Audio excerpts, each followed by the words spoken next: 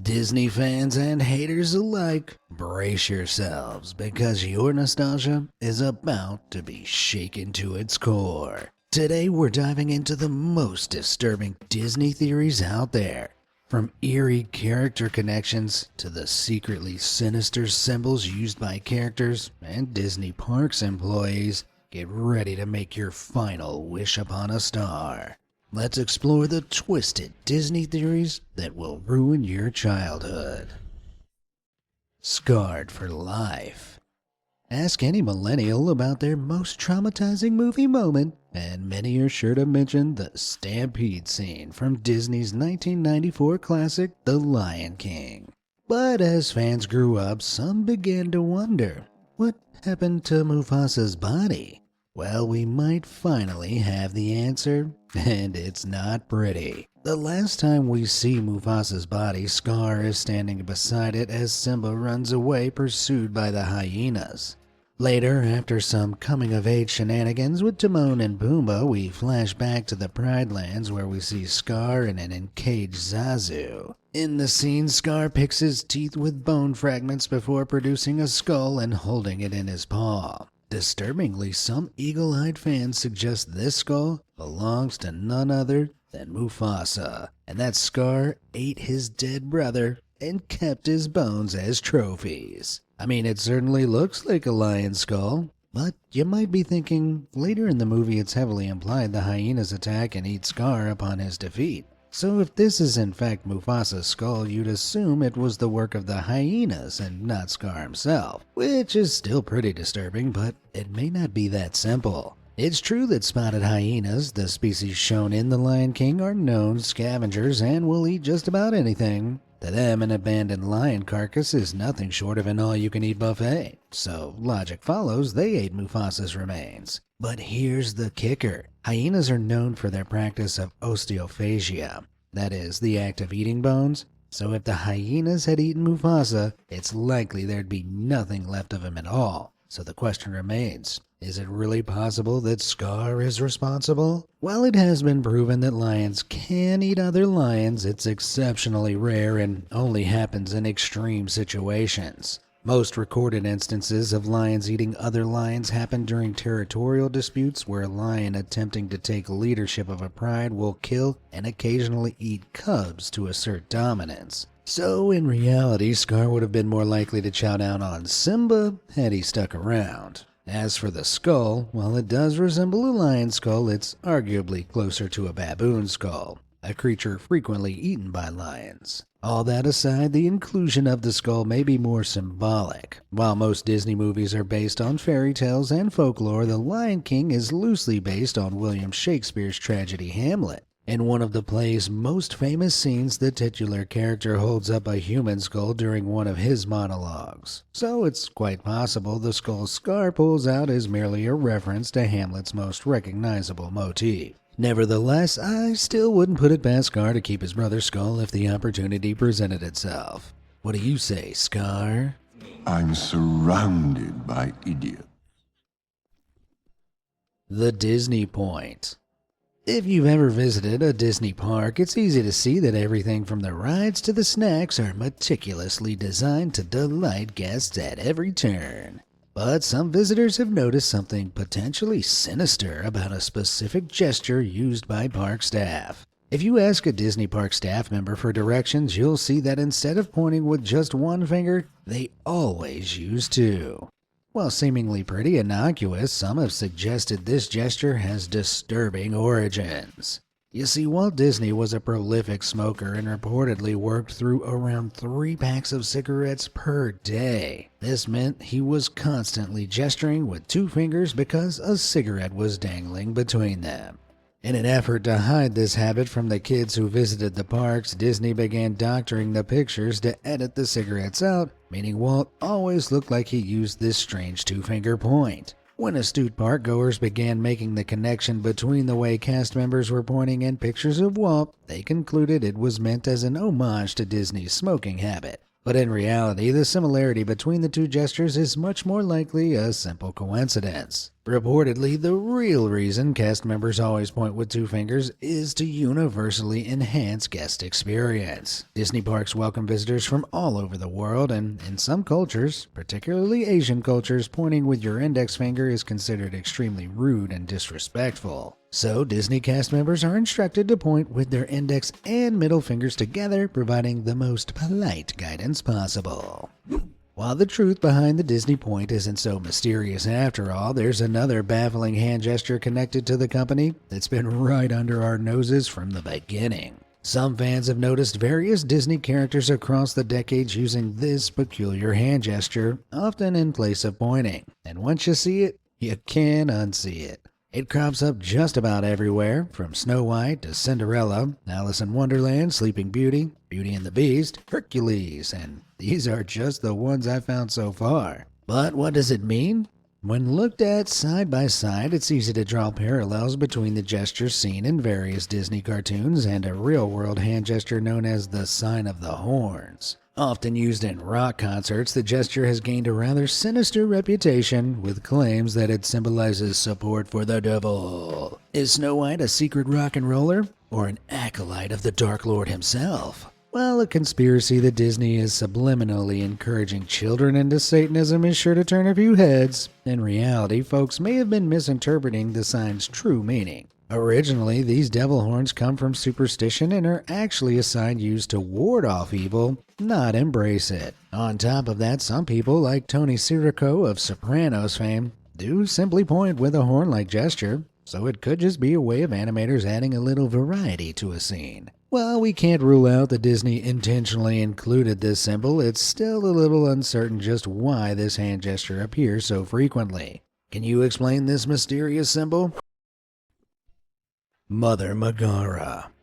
In the Disneyverse, there's usually a pretty clear line between good and evil, but this next theory suggests that two characters on opposite ends of the scale may in fact be the same person. What if Mother Gothel from Tangled is actually Megara from Hercules? I know it sounds wild. Meg is a hero while Gothel is a villain, and they lived centuries apart. But Flynn explains in Tangled's introduction that Mother Gothel has lived for centuries thanks to the rejuvenating powers of the magical Sundrop Flower. But where did the Sundrop Flower come from? In Tangled, we learn the magic flower grows from a drop of sun that fell from the sky and hit Earth. But what if this story is just a muddled metaphorical myth within Rapunzel's world? What if the flower's power actually comes from the son of a god, not the sun in the sky?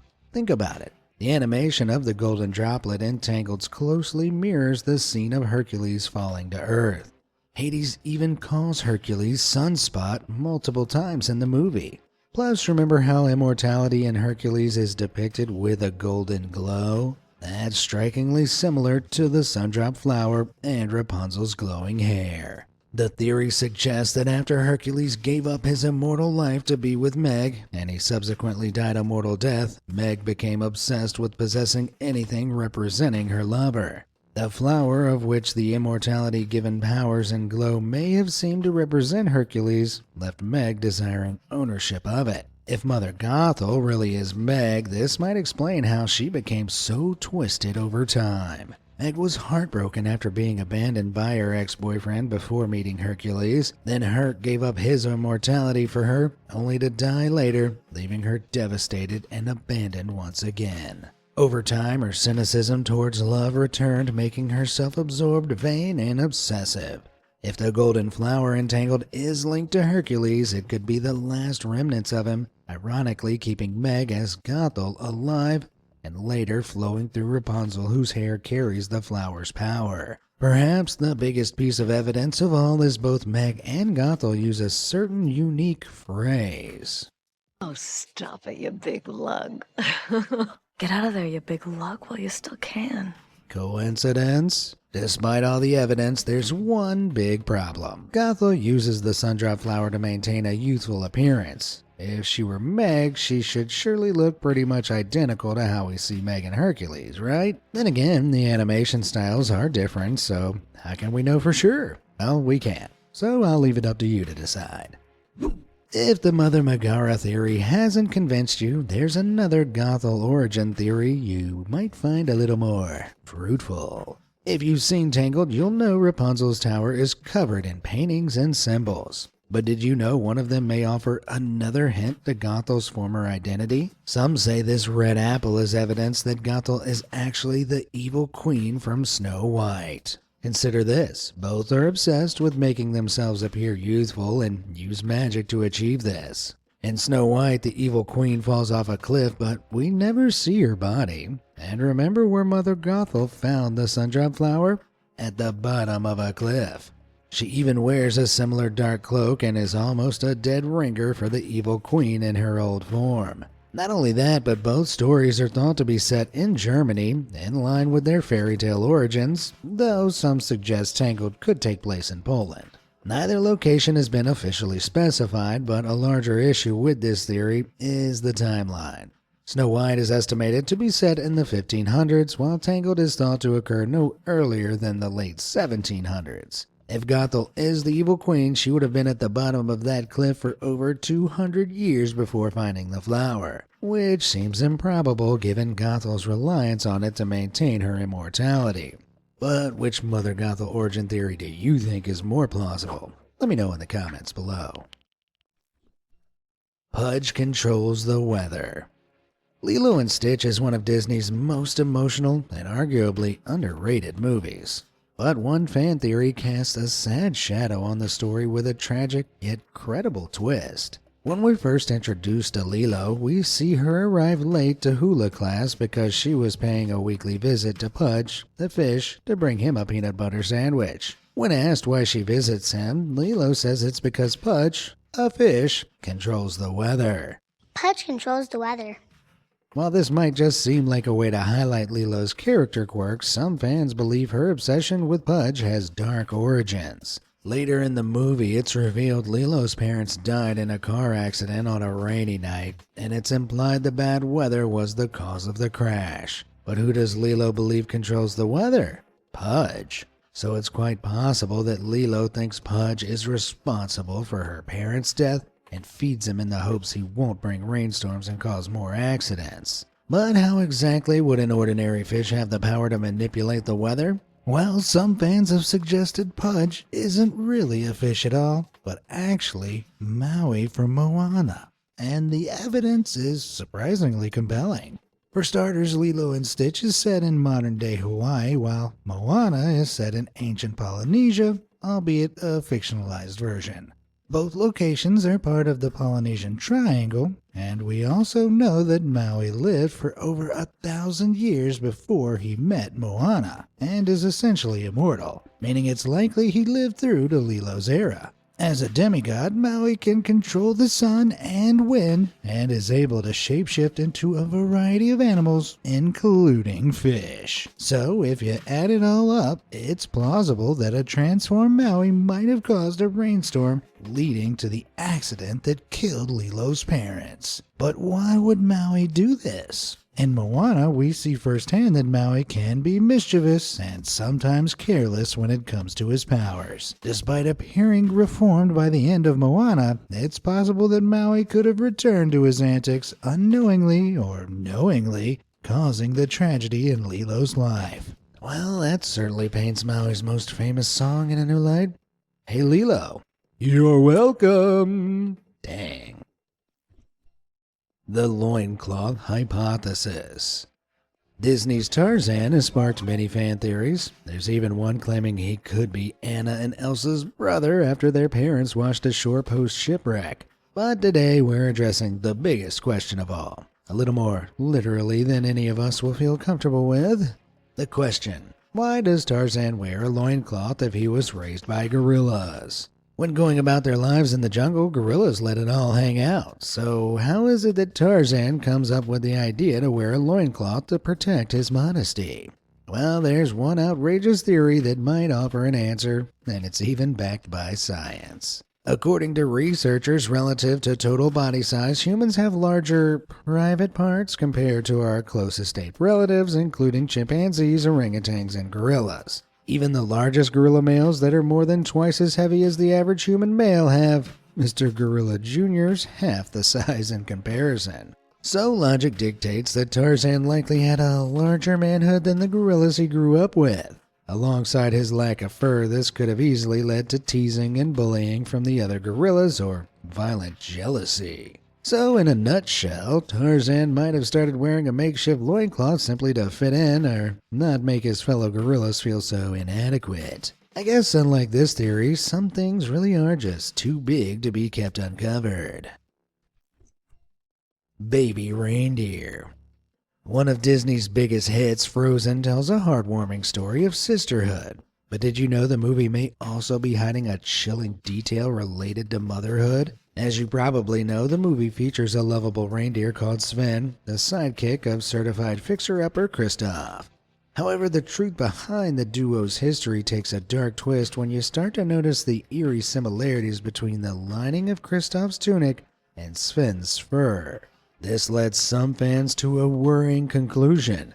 Kristoff's jacket is made from reindeer pelt, and specifically that of Sven's own late mother. It sounds absurd at first, but in the context of the story, it makes sense. When we first see Sven and Kristoff, they're with Arendelle's ice harvesters in the frozen wilderness where resources are scarce. Practically speaking, any reindeer unsuitable for labor would likely be used for meat and pelts, their skin and fur. We're never told what happened to Sven's mom, so it's possible that if she became too old or sick to contribute, she was likely killed for her pelt, which then became part of Kristoff's tunic. Being an orphan himself, it's probable the young Kristoff forged a sort of trauma bond with the newly orphaned baby reindeer, but that's not even the most disturbing part. It's been suggested that Sven can smell his mother on Kristoff's clothing, which is why he follows him around with such unyielding loyalty.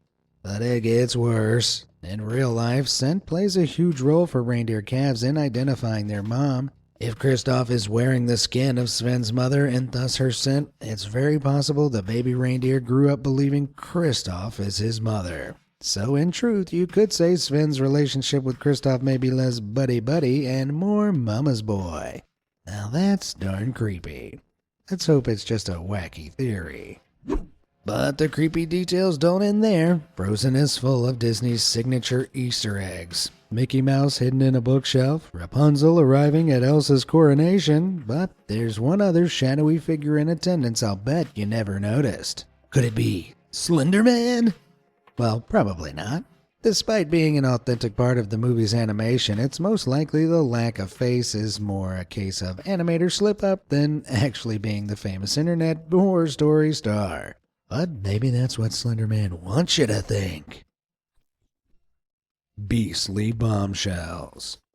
In Beauty and the Beast, Belle explores the enchanted castle and ventures into the mysterious West Wing. There she finds the enchanted rose encased in glass, surrounded by masses of dusty, broken furniture. But wait a minute. Elsewhere in the castle, similar objects like Lumiere and Cogsworth are revealed to be cursed castle subjects transformed into furniture, which raises a chilling question. What happened in the West Wing? One dark theory suggests that when the Beast first transformed, his closest attendants rushed to his aid, only to be turned into furniture themselves by the Enchantress's curse. Confused and enraged by his transformation, the Beast destroyed the furniture, running towards him, not realizing they were his own subjects. Thus, the West Wing became a graveyard filled with the remains of those who once served the prince. The theory makes even more sense when you think about it. If it's true, the West Wing is the perfect spot to stash the enchanted rose because everyone's too afraid to face the furniture-human hybrid carcasses in there. But the West Wing may not be the only place harboring former castle inhabitants. Remember the wolves Beast rescues Belle from after she attempts to flee the castle? Some fans think that these wolves attack Belle to urge her back to the castle to break the curse. Why? Because they were also touched by the Enchantress's spout and are the castle's former guards. Boom. Of course, the fact that Beast seemingly kills one of them may throw some doubt over this theory, but you can't defeat a curse without breaking a few wolf spines, as I always say. Wrath of the Genie. In the beloved tale of Aladdin, our hero wishes to become a prince to win the heart of Princess Jasmine.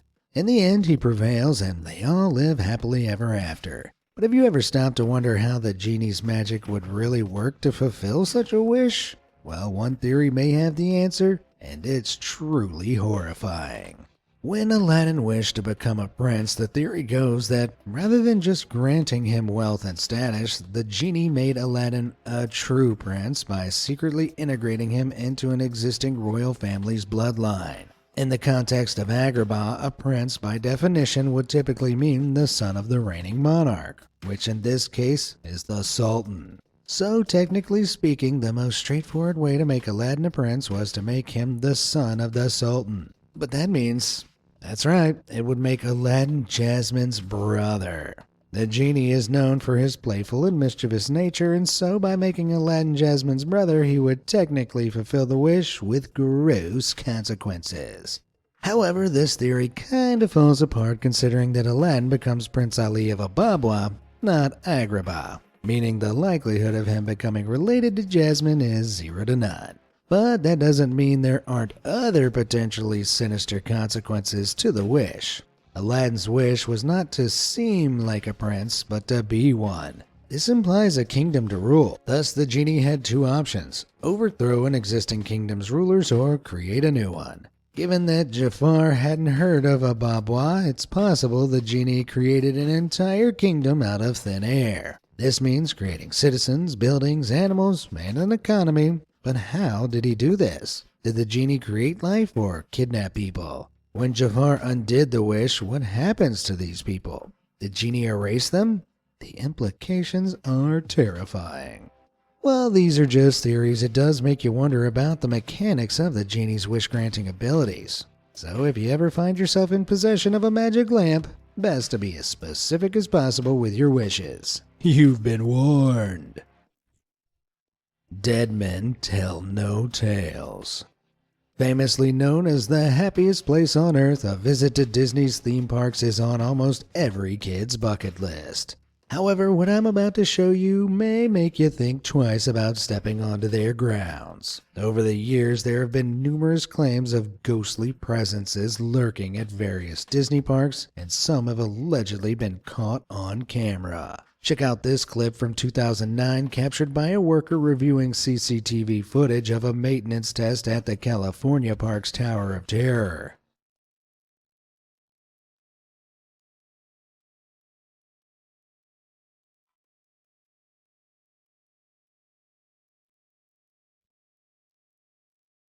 Did you see it? No, I'm not referring to the dude's hat falling off, exposing the ghost of Hairline's past. Let's slow these clips down.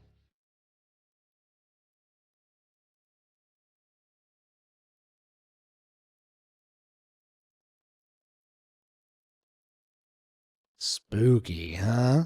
We see a couple of strange human-shaped figures appear intermittently, and while there's no official explanation for this, some online have theorized that the glitches may either be the result of distortion of worn recording tape or some glitchy combination of other footage of people on the ride merged through some compiling error. Others are certain that we're seeing ghostly specters, but I'll leave that up to you. This footage, also captured at the Tower of Terror ride, is equally tricky to explain.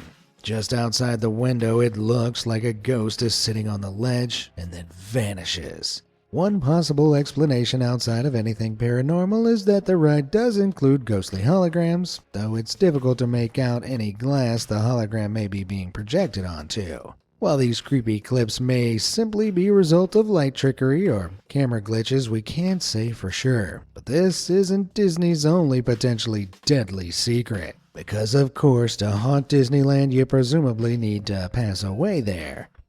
And while most expect to have the time of their life at a Disney theme park, get this. Supposedly, no one is allowed to die at Disneyland.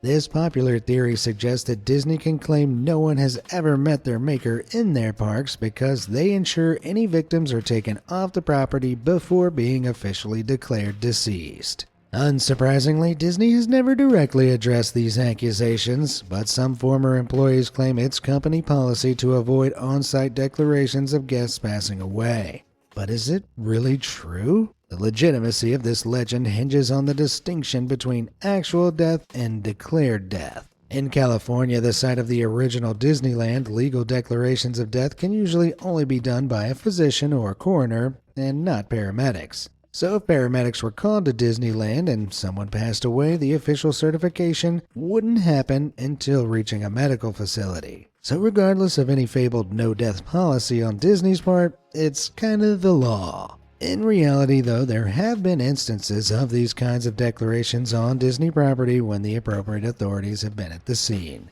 For example, a plane crash at Epcot in 1984 and a bus accident at Disneyland in 1985 both resulted in on-site declarations. More recently, a worker at Disney's Caribbean Beach Resort in Florida was also pronounced deceased at the scene in 2018 following a utility cart accident. I guess while dead men tell no tales, documented cases of on-site Disney demises suggest that this legend is more creepy myth than truth.